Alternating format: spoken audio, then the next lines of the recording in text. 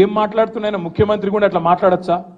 Secretariat పోతాడు, నేను ఇక్కడ లంకె బిందెలు ఉంటాయనుకొని వచ్చినా లంకె బిందెలు లేవు, ఖాళీ కుండలు ఉన్నాయి అంటాడు.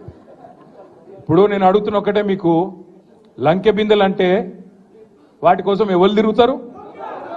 గడ్డపారలు పట్టుకొని, తటపారలు పట్టుకొని, నెత్తి మీద బట్టలు కట్టుకొని అర్ధరాత్రి దొంగలు తిరుగుతారు.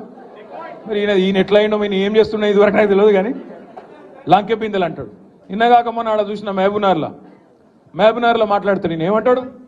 కొడుకుల్లారా పేగులు మెడలు వేసుకుంటా అంటాడు. పేగులు మెడలు వేసుకుంటేంది రావులా? నాకు అర్థం కాక అడుగుతా.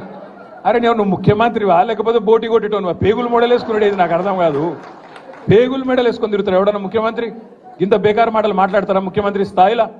ఇంకా అంటుండు జేబుల కత్తెర పెట్టుకొని తిరుగుతున్నా నేను అంటాడు. జేబుల కత్తెర పెట్టుకొని ఎవడు తిరుగుతాడే? పక్కా జేబు దొంగలు తిరుగుతారు గసంటోడు.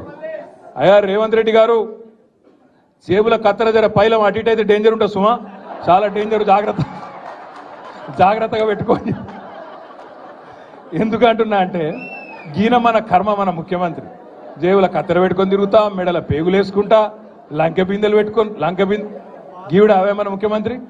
రైతు బంధు ఈరా మగడ అంటే అది శాత కాదు, కరెంట్ ఇయనికి శాత కాదు, మహిళా సోదరి మనులకు నెలకు 2500 ఇస్తా అన్నావు, అది ఈరా భయ అంటే అది లేదు, నెలకు 4000 ఇస్తా ముసలోళ్ళ కన్నా అదేదిరా భయ అంటే అది దిక్కు లేదు, ఇది ఏది తులం బంగారం అన్న ఆడపిల్లల పెళ్లికి అదేదిరా అంటే అది లేదు, ఇవేవి లేవు. అందుకే దాన్ని కవర్ చేయడానికి ఏం చేస్తుండు?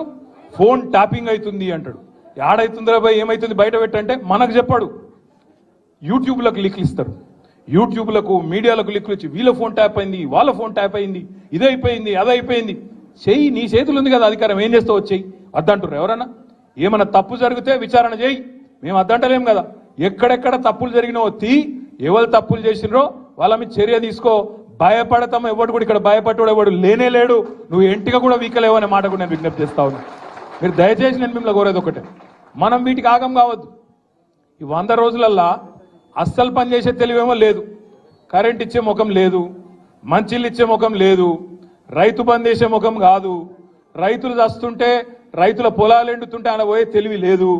ఓదికు ఇసుక దందా, ఓదికు రైస్ మిల్లర్లను పిలిచి బెదిరించుడు, ఓదికు క్రషర్లను పిలిచి బెదిరించుడు, ఓదికు బిల్డర్లను పిలిచి బెదిరించుడు, మాకు పార్లమెంట్ ఎన్నికలకు పైసలు కావాలి, ఢిల్లీకి కప్పం కట్టాలి అని 2000 కోట్లు ఇప్పటికే మెల్లగా జమ చేసుడు. ఆ జమ చేసుడు బయటికి రాకుండా ఏం చేయాలి?